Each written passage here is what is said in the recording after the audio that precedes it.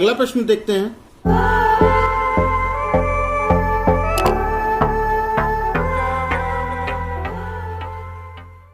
अगला प्रश्न क्या दिया है कि यूक्लिड विभाजन प्रमेयिका का प्रयोग करके दर्शाइए कि किसी धनात्मक पूर्णांक का वर्ग किसी पूर्णांक m के लिए 3m या 3m+1 के रूप में होता है। क्या कह रहा है क्वेश्चन में? क्वेश्चन ये कह रहा है कि हमें ये दर्शाना है, सॉल्यूशन देखो, हमें क्या दर्शाना है? क्या दर्शाना है? हमें दर्शाना है, मान लेते हैं कि कोई संख्या a है जो कि धनात्मक पूर्णांक है a, तो a² is equals to 3m या 3m+1, ये हमें दर्शाना है। तो मान लेते हैं कि माना कोई धनात्मक पूर्णांक क्या है? a है। अब यहाँ देखो सॉल्यूशन देखो, माना कोई धनात्मक पूर्णांक a है, कोई धनात्मक पूर्णांक a है।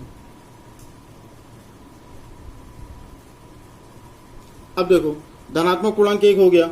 यहां पर हम क्या लगा लेते हैं कि जैसे अगर a है तो a को हम किससे भाग करेंगे? यहां देखो, इसके पहले के क्वेश्चन में, तीसरे वाले क्वेश्चन में बिल्कुल ऐसा था, 3m+1, यानी देखो 3 है, तो इसका मतलब हम a को क्या करेंगे? 3 से भाग करेंगे। रब पे देखो, a को हम 3 से भाग करेंगे, तो जब हम भाग करेंगे तो इसका भागफल होगा कुछ, मान लेते हैं भागफल होगा, यानी ये q कर लेते हैं, और इसका कुछ शेषफल होगा, यानी इसको हम r कर लेते हैं। तो यहाँ पर भागफल हो गया और ये शेषफल हो गया। तो अगर हम यहाँ पर यूक्लिड प्रमेयिका लगाएं, यूक्लिड विभाजन प्रमेयिका से लिख लेते हैं कि यूक्लिड विभाजन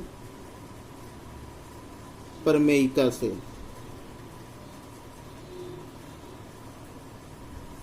या एल्गोरिथम से, जो भी प्रमेयिका, एल्गोरिथम लिख लेते हैं, एल्गोरिथम से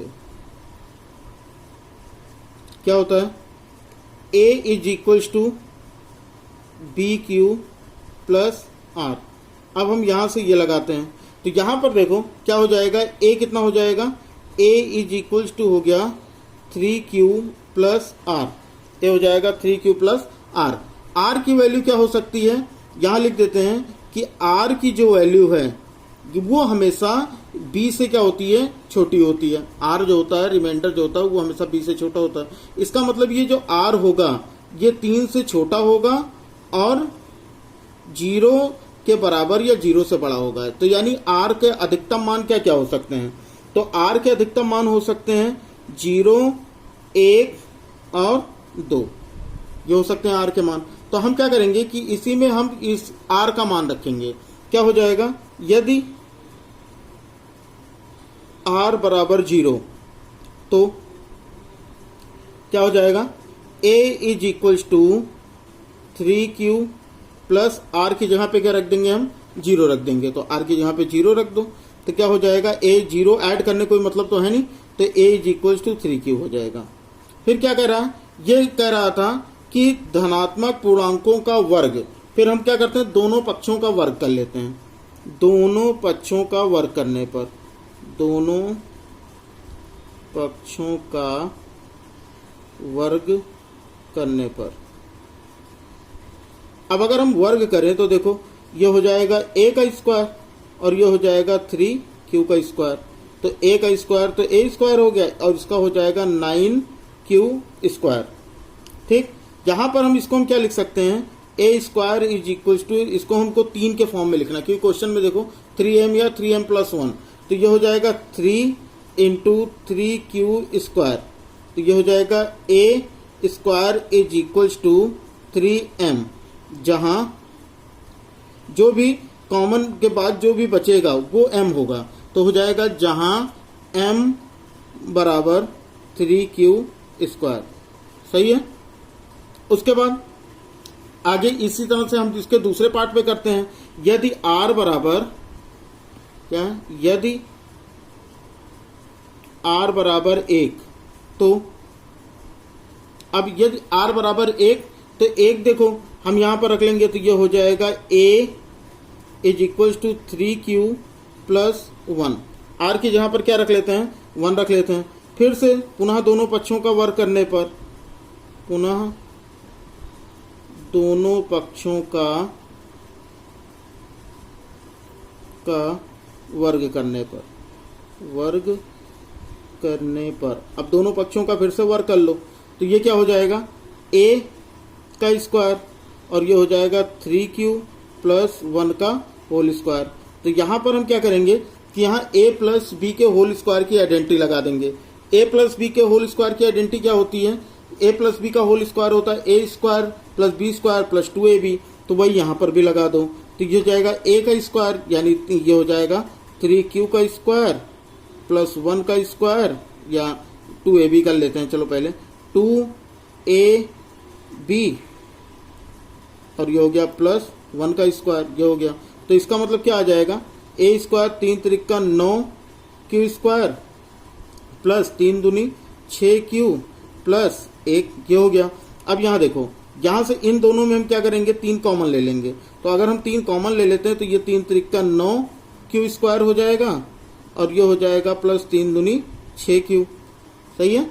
अब यहाँ पर देखो, चाहे 3q कॉमन ले लो या फिर, तो यहाँ पर हो जाएगा 2q और ये हो गया प्लस 1 यहाँ से।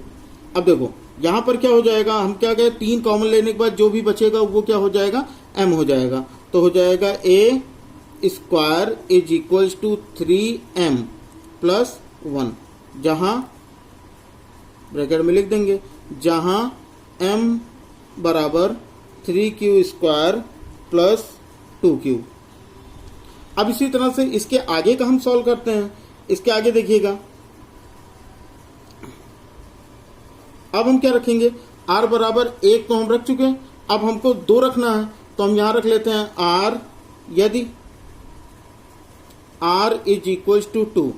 अगर हम r की जगह, मतलब r की जगह क्या रखें, 2 रखें, तो वहां पर क्या हो जाएगा, तो a इज इक्वल्स टू कितना हो जाएगा, 3q प्लस 2, 3q प्लस 2। फिर से है ना, पुनः दोनों पक्षों का वर्ग करने पर, पुनः दोनों पक्षों का वर्ग करने पर, दोनों पक्षों का वर्ग करने पर, अब यहाँ पर हम फिर से वर्ग कर लेते हैं।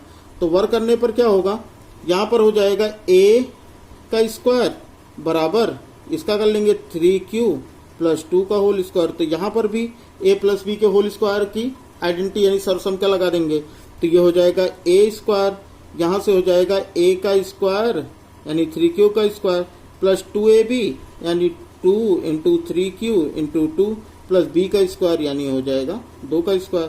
तो यहाँ हो जाएगा a स्क्वायर 3 त्रिक का 9q स्क्वायर, ये हो गया, प्लस 3 दूनी 6, 6 दूनी 12q प्लस 2 का स्क्वायर हो गया 4। अब देखो यहाँ पर क्या करना है हमें, यहाँ पर हो जाएगा a square is equals to 9q square plus 12q plus 3 plus 1, क्योंकि हमको क्वेश्चन में क्या था, प्लस 1 के फॉर्म में लिखना। तो ये हो गया। यहाँ से हम क्या लिखेंगे कि a स्क्वायर, यहाँ पर 3 कॉमन ले लो, 3 कॉमन ले लेंगे तो क्या बच जाएगा हमारा, यहाँ बच जाएगा 3q square plus 4q plus 1 और ये लास्ट में प्लस 1 बच जाएगा। इतना समझ में आया। तो यहाँ पर हो जाएगा a स्क्वायर बराबर 3, इसकी यहाँ पर हम m लिख लेंगे और प्लस 1 हो जाएगा। तो एक चीज ये देखो, हम ये क्या कॉमन लेने के बाद जो भी ब्रैकेट में बचेगा वो क्या हो जाएगा, m हो जाएगा। तो लिख देंगे जहां m बराबर, जहां ये इतना, जहां m बराबर क्या हो जाएगा, 3q square plus 4q plus 1। Clear है, कोई दिक्कत हो तो बताइए जरूर। यहाँ हो जाएगा 3q square plus 4q plus 1, ये m हो गया। तो इससे हम ये मिल जाता है कि जो a स्क्वायर है, देखो a स्क्वायर हमारा क्या क्या आया, पहले क्या आया, a स्क्वायर यहाँ आया 3m, फिर a स्क्वायर कितना आया 3m प्लस 1, फिर a स्क्वायर कितना, यहाँ पर भी वही आया 3m प्लस 1। तो इस तरह से हम क्या लिख सकते हैं कि हमें यही प्रूफ करना था। तो ये हो जाएगा a square is equals to 3m, a square 3m या क्या, या 3m प्लस 1।